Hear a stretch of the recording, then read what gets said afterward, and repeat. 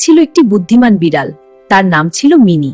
Mini অন্য বিড়ালদের মতো শুধু দুধ আর ছোট মাছ খেয়ে সন্তুষ্ট থাকতো না, সে বড় কিছু করতে চাইতো। একদিন সকালে মিনি নদীর ধারে গেল। সেখানে জেলেদের মাছ ধরতে দেখে তার মাথায় একটা বুদ্ধি এলো। সে একটা ছোট বড়শি আর সুতা কোথা থেকে যেন জোগাড় করে আনলো। অনেক কষ্টে সে বড়শিতে টোপ লাগিয়ে নদীতে ফেললো। প্রথমে কিছুই হলো না, কিন্তু মিনি হাল ছাড়লো না। কিছুক্ষণ পর হঠাৎ টান অনুভব করলো। সে ধীরে ধীরে টানতে লাগলো।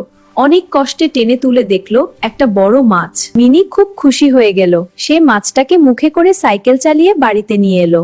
তারপর নিজের মতো করে মাছটা ধুয়ে পরিষ্কার করলো। ছোট ছোট টুকরো করে কাটলো। রান্নাঘরে গিয়ে আগুন জ্বালিয়ে সুন্দর করে মাছ ভাজা আর ঝোল রান্না করলো। রান্না শেষ হলে মিনি খেতে বসলো।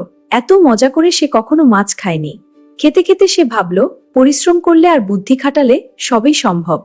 সেদিন থেকে মিনি আর সাধারণ বিড়াল রইল না, সে হয়ে উঠল এক পরিশ্রমী আর বুদ্ধিমান।